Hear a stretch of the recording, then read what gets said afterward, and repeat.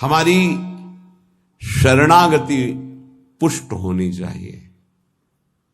शरणागति पुष्ट होने के लिए सबसे पहला लक्षण है दैन्यता। जो जितना झुकता है वो उतना महान होता है। झुकने वाला ऐसा नहीं कि जिसके प्रति झुक रहा है वो महान है, ऐसा नहीं। जो झुक रहा है वो महान है, दैन्यता। दूसरा है निष्कपटता। हमारे प्रभु की शरणागति की पुष्टता के लिए, शरणागति के तो अलग भाव वर्णन, हमारी शरणागति पुष्ट रहे, नष्ट ना हो। भगवत शरणागति पुष्ट तो भगवत प्रेम निश्चित प्रकाशित होता है। उपासक को देखना चाहिए कि दैन्यता है कि अभिमान है हृदय में। दैन्यता का स्वरूप है किसी भी तरह से हमें गाली दी जाए, अपमान किया जाए, निंदा किया जाए, तिरस्कार किया जाए तो मुझे ऐसा ही लगे कि मैं ऐसा ही हूं, इसी का पात्र हूं। उसे दैन्यता कहते हैं। वाणी से हम माइक से बोलेंगे कि हम अधम हैं, बड़े नीच हैं, बड़े ऐसे हैं, ये भी दैन्यता की भाषा है। और हाथ जोड़कर प्रणाम मुद्रा में रहेंगे, ये भी दैन्यता की मुद्रा है। लेकिन यहां हृदय की दैन्यता को कह रहे हैं कि जब कोई दूसरा कहे तू नीच है, अधम है, पाखंडी है, दंभ करता है, भक्ति नहीं है, और अपने को सीधी बात ये लगे कि सही बात है, मैं ऐसा ही हूं, इसे दैन्यता कहते हैं। शरणागति हमारी जो विक्षिप्त हो जाती है, जो दोषयुक्त हो जाती है, जो पूर्ण नहीं हो पाती शरणागति, उसका कारण देहाभिमान, उसका कारण गुणाभिमान, साधनाभिमान, इनमें से कोई न कोई अभिमान होता है। इसलिए कह रहे सबसे पहला लक्षण बाबा की विचार में है दैन्यता, और ये बहुत प्रिय है दैन्यता भगवान को। दूसरी है निष्कपटता। कपट नहीं रखना चाहिए। हरि और गुरुदेव, हरि गुरु चरण सेवा अनुसरहु, अर्चन बंदन संतत करहु, दास संतन कर शुक्ला। हृदय में कम से कम एक जगह तो निष्कपटता आ ही जाए गुरुदेव भगवान से। पर ये बहुत छलिया मन है, ये सर्वज्ञ प्रभु से भी छल करना चाहता है, बहुत छलिया है। अगर हमारी शरणागति का अपहरण कोई करता है तो अभिमान और कपट। दूसरा जब निष्कपटता है तो कपट अगर है तो हमारी शरणागति ढक जाएगी। मोहि कपट छल छिद्र न भावा, मेरे प्रभु कह रहे हैं। यही दरबार दीन को आदर, पक्की बात। पहला है दैन्यता, दूसरा है निष्कपटता। शरणागत उपासक के हृदय में कपट नहीं। कपट का मतलब होता है कि मुख से कुछ और बोल रहे हैं और हृदय में कुछ और है। ये कपट प्रायः अपने लोग बहुत अच्छी तरह हृदय में सजा के रखते हैं, इसीलिए शरणागति पुष्ट नहीं होती। निष्कपटता, जैसे का वैसा, बिल्कुल गुरु के सामने, प्रभु के सामने, उसमें। तीसरा सत्यता। वाणी में सत्य, हृदय में सत्य, आचरण में सत्य, सत्य धर्मयुक्त। असत्य संपूर्ण संसार के भोग और संबंध है। किसी भी संबंध और भोग में प्रियता है तो शरणागति का अपहरण हो जाएगा। सत्य श्री भगवान, नाम, धाम, लीला, रूप, प्रेमी जन। इसके अलावा सब मिथ्या। जितना कुछ देख रहे हो परिणाम देखा जाता है, परिणाम में सब झूठा। चौथा सर्व समर्पण। सर्व शब्द लगा हुआ है, तन मन प्राण एक एक वृत्ति केवल अपने शरण की तरफ।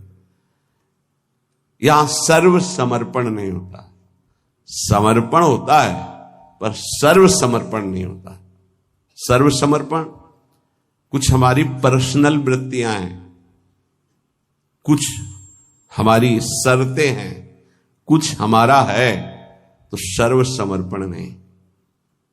सर्व समर्पण दशरथ जी महाराज के श्रीमुख के वचन, नाथ सकल संपदा तुम्हारी, मैं सेवक समेत सुत नारी, सर्वस्व आपका प्रभु। जहां कहीं शरणागति पुष्ट पाई गई तो सर्व समर्पण वाले की, वो चाहे राजा ही क्यों न हो, महाराज शिवाजी, वीर शिवाजी, समर्थ गुरु रामदास जी, सर्व समर्पण, पीपा जी सर्व समर्पण। कैसा शरणागति पुष्टता का ये लक्षण, सर्व समर्पण। पीपा जी महाराज राजभाव में अपने सब राजवैभव के साथ गुरुदेव श्री रामानंदाचार्य जी के, तो वहां तो पार्षद खड़े रहते थे, सहज में ऐसे थोड़ी मिल सकते हैं। आप जाके प्रार्थना की, कह दो कि महाराज पीपा जी आए हैं और स्वामी जी के चरणों के दर्शन करना चाहते हैं, जाके सूचना दी, वह जाके कह दो कि हां राजा महाराजाओं की कोई आवश्यकता नहीं। स्वामी जी साक्षात भगवान का स्वरूप रामानंदाचार्य जी आए और उनका महाराज का आदेश है कि हां किसी राजा महाराजा की जरूरत नहीं। तो उनको लगा मेरे से कोई गलती हो गई। अच्छा, समस्त राज सैनिकों को, राज पोशाक को, सब और एक साधारण को कहा कह दीजिए कि नीच पीपा दर्शन करना चाहता है श्री चरणों के, अधम पीपा। स्वामी जी से कहा, स्वामी जी ने कहा कह दो यहां खड़े खड़े क्या करता है, और समीप में कुआं है वहां गिर जाए। आए और कहा आदेश है स्वामी जी का, वो समीप में कुआं है वहां आप जाकर के गिर जाइए कुएं में, जो आज्ञा। स्वामी जी बिल्कुल नजदीक पहुंच रहे कुएं के, स्वामी जी बिल्कुल अब पहुंच गए हैं, अगला कदम रोक दो, रुक जाओ, वापस आ जाओ। स्वामी जी निकल के आए, दर्शन दिया, जाओ हम स्वयं आएंगे तुम्हारे नगर में, फिर तुम्हें मंत्र और विरक्तता सब प्रदान कर। महापुरुष बना दिया। पीपा जी का पावन चरित्र है, सर्व समर्पण, प्राण समर्पित है, कुएं में गिर जा, मतलब तन प्राण सर्व। पहले में राज धन वैभव, बड़ा शरणागति का महामहिम स्वरूप है। ये समर्पणता तो हम दिखाते हैं, लेकिन सर्व समर्पणता नहीं। कुछ अपना है, कुछ आपकी बात मान लेते हैं, इसीलिए वो खिचड़ी बनी रहती, शरणागति नहीं हो पाती।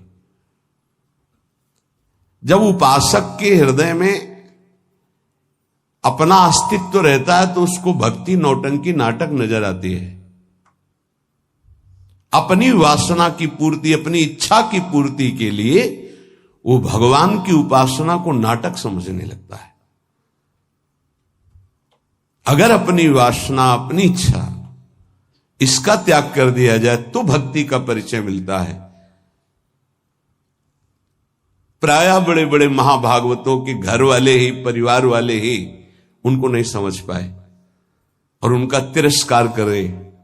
इस बात के लिए वो जैसा चाहते हैं वैसा आप चलिए, उनको जितना पसंद है आप कीजिए। जैसे कुछ भक्तों को कि हमको पूरी रज लगाना पसंद नहीं, बस हल्का सा तिलक लगा लीजिए, क्योंकि आपने गुरुमंत्र लिया इसलिए तिलक लगा लीजिए। ये जरूरी है पूरा मुंह में थोपना, क्योंकि तुम्हारी दृष्टि नहीं है ना, तुम रज पसंद नहीं करते, गाल गोरे पसंद करते हो।